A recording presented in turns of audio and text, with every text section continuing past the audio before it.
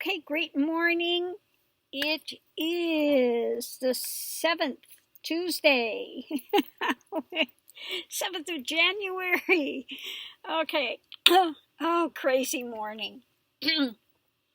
Anyway, I had somebody contact me this morning, and they sent me an email and said, I said something nice about you on a video, and this woman attacked me, and she was going off, and she said really defamatory things about you. I said, oh yeah, I know who that is. I said, she's been trolling me for years. Now the guy that contacted me, Nityananda's people, he worked for a porn, yes, I said porn company down in, I guess he was in Miami. And they contacted him and told them, pretended to be me, saying I wanted to do a porn video. I was in the market to do granny porn. Yes, they actually did this. This is the low that Nityananda people will stoop to. So this guy called me. Oh, I understand you want to do a porn video. I said, no, I don't want to do a porn video. I'm a celibate, okay? Not only do I not want to do porn, I am a celibate. I don't even have sex. So, no. So anyway, he apologized. He found out very rapidly what Nityananda's people are like. And then he decided he was all gaga over me and kind of chased me and was trying to write to me and, I'm in love with you. No, forget it. Oh my God. What? No, go on with your life. It just, yeah, no. Nothing's going to happen. Not now, not ever. Okay. So, anyway, so this guy, if anyone knows what Nityananda people are and what I am, it's this guy, okay? Because like I said, they contacted him and told him I wanted to do granny porn. Yeah. So apparently he saw one of this women. She's been trolling people from here know who she is. She's been trolling me for years. Decided that she was the end-all and be-all defender of Nityananda. That I'm the low life and he is a god. He is on a pedestal. How dare you say anything against him? God. So anyway, I just told this guy, look, just ignore her. She's got some serious mental problems going on and just, leave it. Yeah, I'm aware of her. She's been doing this. She screams at the camera thinking that I'm watching every one of her videos and she's going to sit there and scream at me. Okay, apparently she's still doing this. She puts out hundreds of videos about me every year and says the most outlandish things, tries to put words in my mouth that I say I'm the only enlightened being on the planet. I've never said anything like that. So, she's just off. Okay, she's off. She needs to be on medication if she's not. And if she is on medication, they need to change it because it's not helping her. I just say, good luck with that. Anyway, let's get down to what, and some of this actually, the thing that I had to talk about this morning that the universe is putting out there really kind of feeds into this. So, introduction. So, what is the talk that the universe is saying to do today? Okay, it has to do with that we are creative beings. You were born to create. Okay.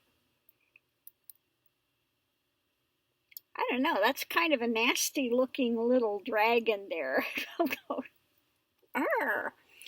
But again, this kind of comes into it. It comes into, and so what we're going to talk about, being creative of your past, the past pains that one has gone through. Okay, so this is all going to basically feed into this. You know, the minds are very creative. And this is again what causes people bondage. The mind spin. You know, when you get to enlightenment and everything deconstructs, you see that the only thing you really needed to be saved from was not what's going on in the world here, not living here on this planet. That's not what one needs to be saved on. You know, when you start this journey, I started this journey in a lot of pain, and I just wanted to be off the planet. Okay, I wanted to be out of here. Well, I find out at the end, when everything deconstructs and the mind goes into what is known as Turiya Theta, okay, and if it remains there, it means the mind spin is gone. I don't have, like most people have, is when your mind latches onto something and it just keeps spinning and you keep hearing these conversations in your head that are going on. Okay, I don't have any of that. That's what happens with enlightenment. All of that's gone. You just have that quiet space. Okay, at that point, everything falls away. So you've been liberated from the mind spin. Okay, it's no longer creating these scenarios. Okay, so this is the problem that people have. They have some hurt in the past. You know, and we've all gone through painful things in our lives. When childhood and growing up, we have people that say nasty, horrible things, you know, mentally abused, physically abused. It doesn't matter what type of abuse one goes through, they can affect one. They can affect one for a very long time, because what happens is the mind latches onto it and it becomes very creative. Okay, it creates these nightmare scenarios that run people's world. Now, when you hear something as a child that's very egregious, you'll try to fight against it the rest of your life. Either that or you just succumb to it. Okay, and you go into very low self-esteem. Okay, because you believe the lie. Either that or you're fighting against the lie, but it's still back there, you know, in your life, niggling at you and continuing to drive you. You know, this is kind of like, and I use Trump as an example a lot of times because everybody knows what he is. Okay, you can see how he's acting out. He has no self-esteem. All his life as a child, I'm sure his daddy was telling him, you're a loser, you're this, you're that. You know, he gave him all this money, kept having to bail him out. Okay? So it doesn't matter what happens in Trump's world, he's still fighting against it.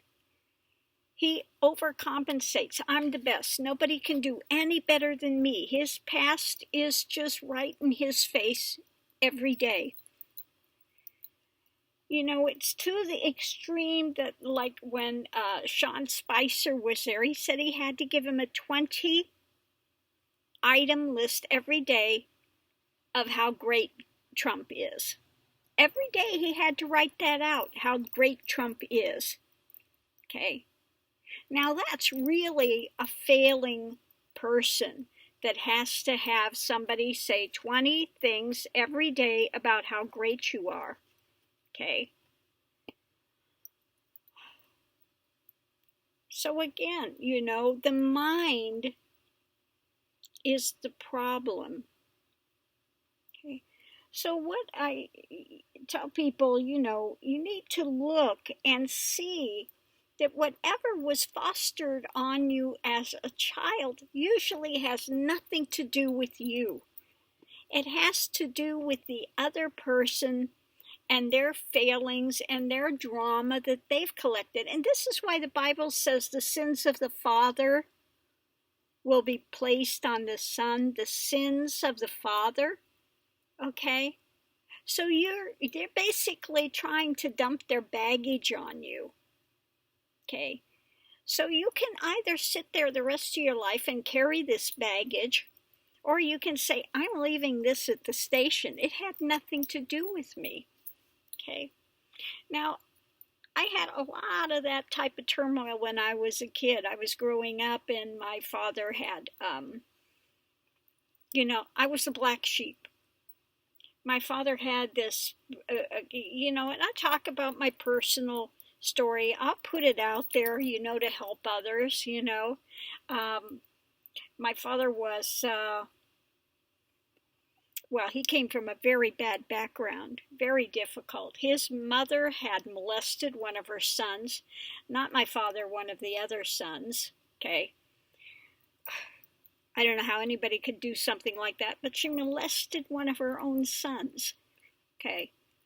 So, and then he was raised more by his sister. She was a fall-down drunk, okay? So out of that, he had no respect for women. And, you can sort of understand that. You have a mother that molests a son. You have a sister that's a drunk that's basically raising you. And then after that, he got married. Not to my mother. He was married before. And he came home and found her in bed with another man. And he went off. Okay. I have a half-sister. He had a mental breakdown from what I understand. My mother told me this in passing. I didn't have much conversations even with my mother. But my father had a mental breakdown. And at that point, he when he got out, he got divorced, met my mother, got married.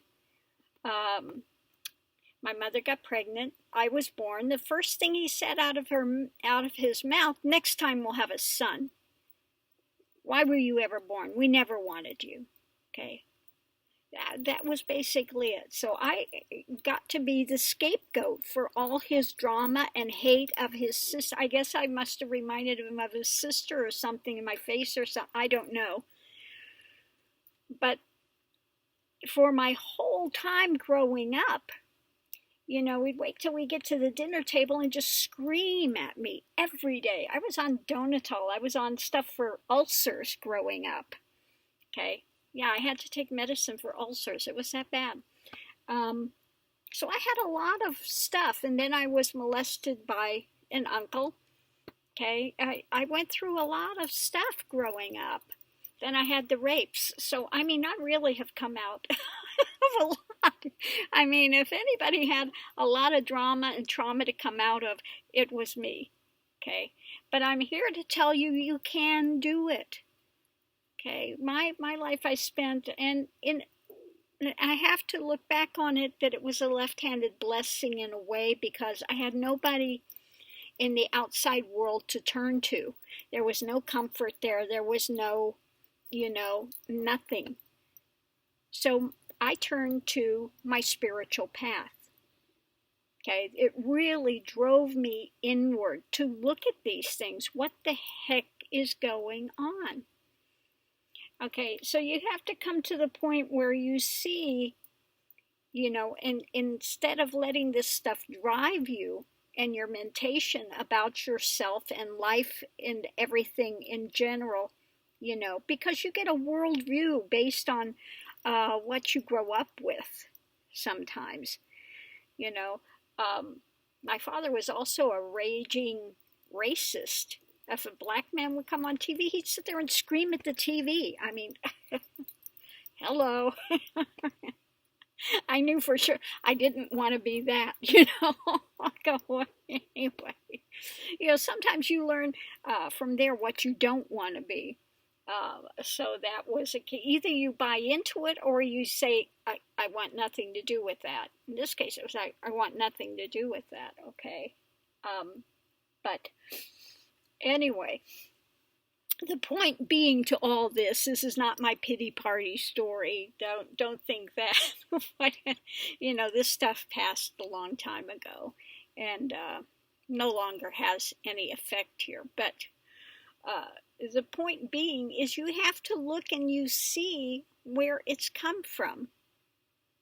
You know, they don't have the tools. They should have, never been a parent, did not have parenting skills. And there are a lot of people out there that don't have parenting skills, and they are so wrapped up in their own drama that they project it out to others. So if you come out of that type of a situation in childhood where there was a lot of pain and stuff, then just watch at what you're creating around yourself. If you latch on to that, it will just continue to grow and continue to affect you, unless you can come to the point to see, it had nothing to do with you. Whatever projections it come out of their own failings and their own life story, that baggage that they were carrying. So, understand that's what that Bible verse means. The sins of the father will be visited on the children. Okay? All their baggage that they have, they're going to project it out to you. Or, if it's not your family, your immediate family, maybe it was kids, they can be so cruel that they were taunting you or something. Maybe you were not as affluent as they were. Okay, so they're taunting you about that, or taunting you about your race, or taunting you about, it could be anything, your weight, or the way you look, So whatever it is, understand that this is their drama. Don't take it on yourself. Don't personalize it to yourself. Okay? Be creative and see something better. See something better. But in order to change it, you have to see it first of all. That's the thing I tell everyone. If you just continue to fight against these things and you don't really see where it's coming from, or you're gonna try to not recognize it or try to cover it over, and this is why people get into drugs. There's something they're running away from, something they don't want to confront, something they want to try to numb themselves from. And so this is why there's so much relapse, because they don't get to the heart of what's driving that behavior. Okay? What's driving the wanting to run away? What's driving the trying to cover over? That feeling of incompleteness, that feeling of low esteem. Okay. So in order to heal, first you have to stop and look at these things and come to the seed of where it began and see the unreality of it. Okay. Once you can see the unreality of it, that it really had nothing to do with you, then you can start to get a handle on things and say, it's their baggage. I don't need to take it on. Okay, I'm leaving this crap here and I'm getting on the train. I'll leave the baggage on the platform. Don't drag it with you. Okay? And see that you are a fine human being the way you are. You can change your life. You can change these things, if you're willing to let go of them. Now, you can carry that baggage and you can have a grand pity party and be beating that drum for all it's worth. Okay? But it's not going to benefit you in any way. It's so much better if you can come to that point of stillness of mind, that quietude, okay? And then all of that drama, I can tell you what happens in that moment when everything deconstructs is as if it never ever happened. It happened to someone else. It was like an old movie that you take out of the video thing and you burn it. Okay? It's never to be played again. Okay? It's over. It's done. Okay? So again, I'm here to tell people you can come out of these things. They do not have to continue to drive you forever. You don't have to fear them. You don't have to continue to buy into it, but you do have to take a moment and look and see where it comes from. And really go back and see, really, in the end, it had nothing to do with you. It was somebody else's projections and their fear and their drama and their lackluster lives, okay, that want to project all their pain on somebody else. They're so miserable in their own lives, they have to make somebody else miserable, more miserable than they are, so they can feel good about themselves, okay? Okay. And sometimes that's what you get from trolls, okay? They're so miserable in their own pathetic little lives that they have to try to downgrade somebody else because they feel threatened by them, okay? They're envious, they're threatened, they're envious of somebody else, so they have to try to tear them down to below what their own low self-esteem is, okay? So again, you don't have to take any of that on. Let them have their own pain and sorrow. Whatever it is they want to have, they can have for as long as they wish it, but you don't have to take it on, okay? You can go on, and again, you come to a point where you feel sorry for them, you feel compassion, you hope they come out of their pain so they don't have to try to troll others to make themselves feel better about themselves, okay?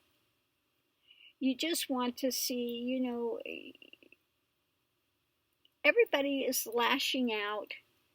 You got Trump lashing out. Now you have the Iranians that they're all upset. They're going to be lashing out, and it comes out of their pain, okay?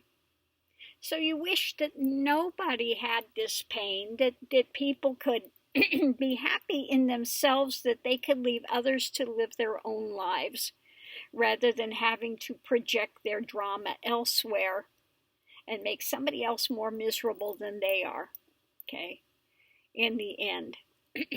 So let's just all, pray for world peace. We want to see the best for humanity. We're all one people. Everybody has the same sorts of feelings. Everybody will get hurt, okay, and they lash out of their pain, okay? If somebody is lashing out, usually they're in pain somewhere, okay? So recognize that. And we try to have a little compassion, but it doesn't mean that you have to become a doormat for their angst and their anger and their pissiness or whatever it is, drama that they want to put on you. Doesn't mean you become a doormat. You still have to keep your boundaries, especially with people like that. You have to continue to have your boundaries, okay? And you understand people lash out in their pain, but you don't have to become a doormat. You cannot save them. That's another thing I should say real quick. You cannot save somebody that doesn't want to be saved, okay?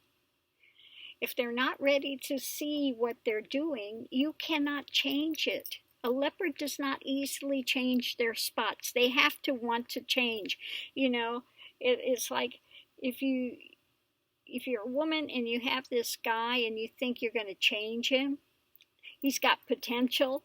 Yeah, forget it. Okay, forget it. Cut your losses and find somebody that's balanced and grounded. Okay.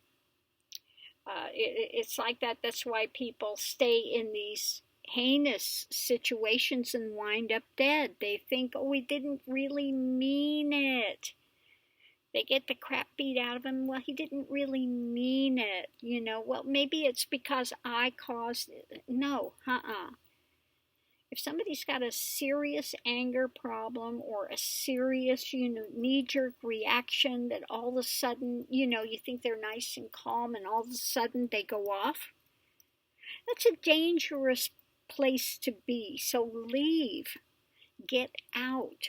You cannot heal somebody, no matter how much you want to see them well and healed. They have to take care of their own drama. You can't do it for somebody. Okay? You can't. You can offer tools as much as you can, moral support as much as you can, but you cannot change anyone. Okay? They have to change themselves. They have to be willing to walk through doors, and many times they're not. They want to blame somebody else, project something else on you or whoever for their pain, and try to make you're the problem for their pain. Okay? Okay? And you have nothing to do with their lives. Okay, so walk away from that. Walk away from that. Don't become the center of their angst and their anger anymore. Now, sometimes you can't help it. Somebody will just take a dislike to you for who knows what reason. And again, just see it as their own drama, and you just leave them to their drama, whatever it is, and you go on with your life. Okay? And let the rest of it go. It's not worth it. Okay, so I'm going to leave this here. I hope somebody's gotten something from it. Like I said, we all come out of some sort of something along the way, somewhere. Okay, a lot of us do. I don't think there's a whole lot of people that have these wonderful Ozzie and Harriet Holmes come out. I watched that as a kid. I go, what's that? Are you kidding? Leave it to Beaver. This warm, cushy home, yeah. Anyway.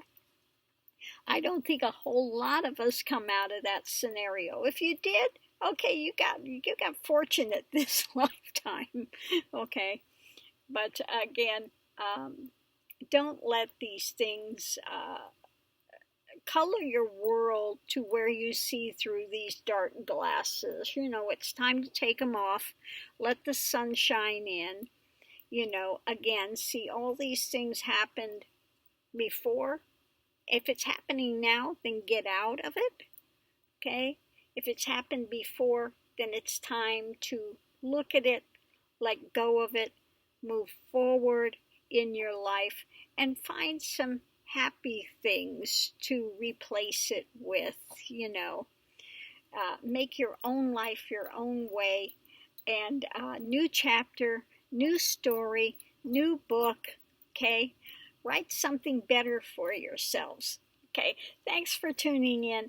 Have a great day. I'll see you online. Aho.